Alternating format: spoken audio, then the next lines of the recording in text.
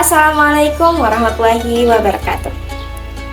Pertama-tama, marilah kita panjatkan puji dan syukur kehadirat Allah Subhanahu wa Ta'ala, yang mana atas berkat rahmat dan karunia-Nya kita bisa dipertemukan kembali dengan bulan yang penuh keberkahan ini.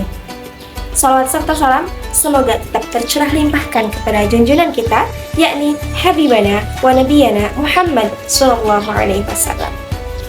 Di dalam tubuh manusia ada satu anggota kecil, tetapi dampaknya sangatlah besar. Ia tidak bertulang, tetapi bisa melukai hati. Ia ringan digerakkan, tetapi bisa membawa seseorang ke dalam pahala atau justru kepada dosa. Anggota tubuh itu ialah lisan. Seringkali kita menganggap ucapan sebagai hal yang biasa. Padahal, satu kalimat yang keluar dari mulut kita bisa membuat orang lain bahagia, tetapi juga bisa membuat seseorang menjadi terluka. Allah Subhanahu wa Ta'ala berfirman dalam Al-Quran, A'udzu billahi minasyaitonir rajim. Bismillahirrahmanirrahim.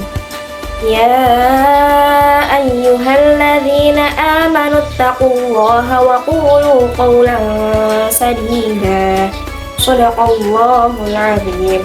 Yang artinya, wahai orang-orang yang beriman, bertakwalah kamu kepada Allah dan ucapkanlah perkataan yang baik.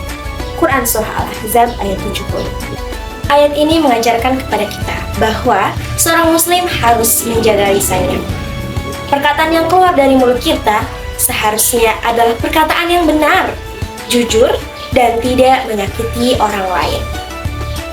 Hadirin yang dirahmati Allah, Rasulullah SAW juga memberikan nasihat yang sangat penting tentang menjaga lisan. Beliau bersabda, barang siapa yang beriman kepada Allah Subhanahu wa Ta'ala dan hari akhir, maka hendaklah ia berkata baik atau diam. Hadis riwayat Bukhari dan Muslim. Hadis ini mengajarkan kepada kita satu prinsip sederhana dalam berbicara. Jika tidak berkata baik, maka lebih baik diam. Karena banyak sekali penyesalan yang muncul akibat dari sesuatu perkataan yang diucapkan tanpa berpikir dahulu. Hadirin yang dimuliakan Allah.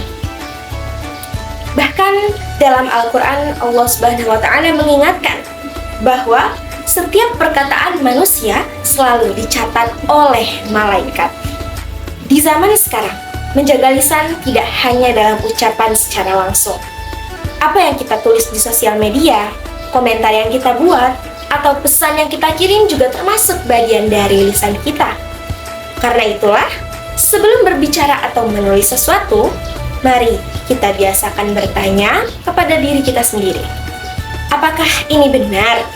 Apakah ini baik? Apakah ini bermanfaat? Jika tidak, maka lebih baik kita menahan diri. Hadirin yang dirahmati Allah, orang yang mampu menjaga lisannya sebenarnya adalah orang yang kuat. Ia mampu menahan amarah, menahan ejekan, dan tidak mudah menyakiti orang lain dengan kata-katanya. Semoga Allah Subhanahu wa Ta'ala membimbing kita agar selalu menjaga lisan kita, menjadikan perkataan kita sebagai kebaikan, sebagai nasihat, dan sebagai sebab datangnya pahala, bukan sebagai sebab datangnya dosa. Demikian yang dapat saya sampaikan, semoga bermanfaat, kurang lebihnya mohon dimaafkan. Wassalamualaikum warahmatullahi wabarakatuh.